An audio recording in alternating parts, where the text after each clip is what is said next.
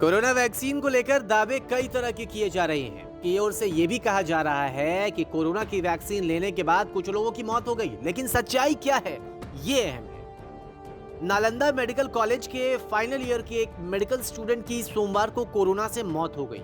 इस मामले में एक चौंकाने वाली बात यह भी सामने आई कि जिस शख्स की मौत हुई उसने मौत से 22 दिन पहले यानी कि फरवरी के पहले सप्ताह में कोरोना की वैक्सीन ली। अब सवाल ये कि अगर कोरोना की वैक्सीन ली गई तो फिर उसकी मौत कोरोना से कैसे? सुनिए इस पर बिहार के मंत्री मंगल पांडे क्या कहते हैं। कोई भी मृत्यु जो होती है वो दुखद होती है, और किसी चिकित्सक की या चिकित्सा कर्मी की मृत्यु होती है तो वो समाज का बड़ा नुकसान होता है। और अभी तक पूरे कोरोना काल में जिन भी चिकित्सकों की या चिकित्सा कर्मियों की मृत्यु हुई है वो हम सब लोग के लिए बहुत ही पीड़ादायक है। कल जब इस समाचार की जानकारी मिली तो मुझे भी बहुत कष्ट हुआ, लेकिन हम सब जानते हैं कि सरकार के द्वारा सारे प्रयास किए जा रहे हैं, और जो चिकित्सक की कल मृत्यु हुई है उसके बाद और भी कुछ वहाँ चिकित्सकों के कोरोना पॉजिटिव होने की जानकारी मिली है, तो विभाग उस पर नज़र रखे हुए है। मतलब साफ साफ बताया जा रहा है कि वैक्सीन की पहली डोज लेने के बाद ही एंटीबॉडी नहीं बनती, वक्त लगता है, और उस टाइम गैप में अगर कोरोना हो गया तो सावधानी बरतिए। अगर उसमें लापरवाही बरतेंगे तो नुकसान हो सकता है। खैर, एक और खबर महाराष्ट्र के भिवंडी से आई। महाराष्ट्र के भिवंडी में कोरोना वैक्सीन लगने के कुछ देर के बाद शख्स की मौत हो गई। खबर पूरे शहर में फैली और फिर खलबली मच गई।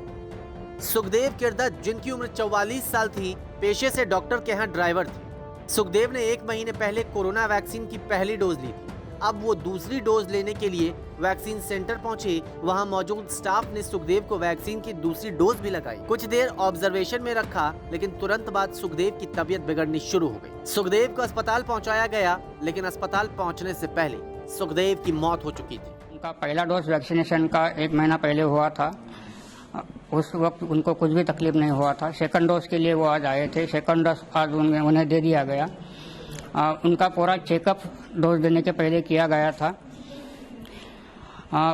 तो चेकअप में ये मालूमात पड़ा कि उनको ब्लड प्रेशर की बीमारी काफ़ी सालों से थी और उसके लिए वो गोलियां लेते रहे हैं। ब्लड प्रेशर के दूसरे कुछ लक्षण भी उनके बॉडी पर दिख रहे थे कि जैसे कि पैर पे सूजन थी।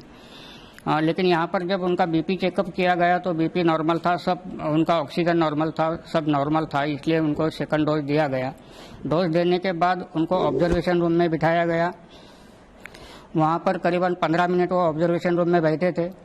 उसके बाद उनको चक्कर आया और चक्कर आने की वजह से वो गिर गए। वहाँ के जो हमारे मौजूद डॉक्टर थे ड्यूटी पर थे, उन्होंने वहाँ पर उनको इमीडिएट जो इमरजेंसी इलाज करने की कोशिश की, और ऐसा होने लगा कि इनको अभी हॉस्पिटल ले जाने की ज़रूरत है। तुरंत वहाँ से आईजीएम हॉस्पिटल में लेकर आए खुद।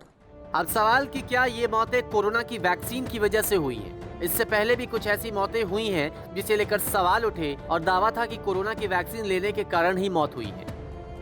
हालांकि सरकारी आंकड़ों की माने तो कोरोना वैक्सीन की डोज के कारण अब तक देश में मौत नहीं हुई है। खुद इसे लेकर स्वास्थ्य मंत्रालय की ओर से कई बार सफाई दी गई है। कई बार बताया गया है कि जो मौतें हुई है उसकी असली वजह कुछ और थी, कोरोना वैक्सीन नहीं। अब जो 2 नए मामले सामने आए हैं, इसे लेकर भी साफ किया जा रहा है इम्यूनिटी बनने से पहले ही मौत हो गई है। बाकी जांच जारी है, पोस्टमार्टम रिपोर्ट का इंतजार है। न्यूज़ तक ब्यूरो।